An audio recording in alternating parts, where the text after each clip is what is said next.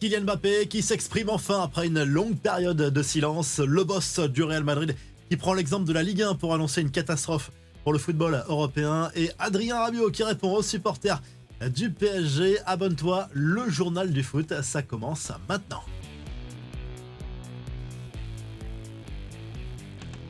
C'est un vrai soulagement pour Kylian Mbappé. L'ancien Parisien a retrouvé le chemin défilé après 4 matchs sans but avec le Real Madrid qui s'est imposé dimanche 3-0 sur la pelouse de Leganés. Du coup, les joueurs de Carlo Ancelotti reviennent à 4 points du FC à Barcelone avec un match en moins au compteur. L'ancien Parisien a ouvert le score parfaitement servi par Vinicius. Mbappé a surtout joué sur le côté gauche lors de cette rencontre et ça change pas mal de choses en termes de repères. Le Brésilien était dans une position plus axiale.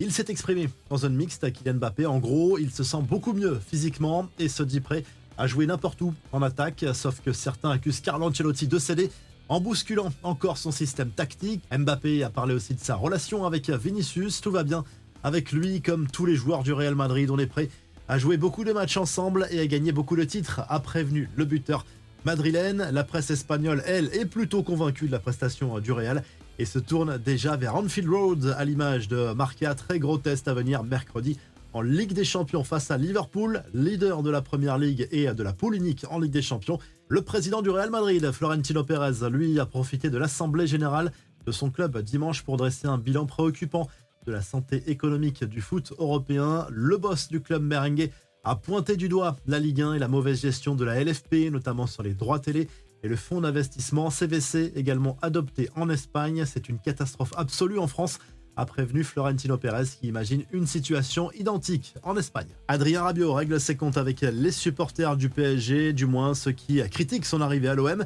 Le milieu de terrain marseillais s'est lâché lors d'une interview accordée à Téléfoot. Lui assume totalement ses choix de carrière. Je ne vais pas vous mentir, quand j'étais au PSG, on ne m'a rien donné, on ne m'a pas fait de cadeau. Quand j'étais dans ma dernière saison au placard, les supporters ne sont pas venus me défendre pour me sortir de là, a lâché l'international français qui réclame plus de respect mais qui risque de passer un mauvais moment au Parc des Princes dans quelques mois pour le match retour face au PSG. Erling Haaland lance le futur duel face au PSG en Ligue des Champions. Ce sera le 22 janvier prochain au Parc des Princes. Interrogé par Canal+, l'attaquant norvégien s'est projeté sur ce choc entre le club parisien et Manchester City qui va mal en ce moment après une série catastrophique de 5 revers consécutifs. Pour lui, le champion de France n'est plus tout à fait la même équipe sans Mbappé, mais le buteur norvégien se méfie tout de même du PSG qui pourrait être revanchard et qui reste favori pour aller loin dans cette compétition. De son côté, le Parisien fait le point sur l'avenir de Randal Kolo Muani. L'attaquant français ne cesse de répéter qu'il veut rester à Paris pour s'imposer, mais la direction envisage bel et bien un départ en janvier. Finalement, ça pourrait prendre la forme d'un prêt sans option d'achat pour le relancer. Les autres infos à retenir dans ce journal du foot, ça spécule encore sur le futur de Neymar et son père est à l'origine cette fois des dernières rumeurs. Invité du podcast Roundcast, Neymar Senior s'est exprimé sur l'avenir de son fils sous contrat jusqu'en 2025 avec Al Hilal. Il assure que son clan est en position de force pour décider de la future destination de l'ancien Parisien. Dans ses déclarations, il laisse entendre que son fils sera libre l'année prochaine et que toutes les options sont possibles.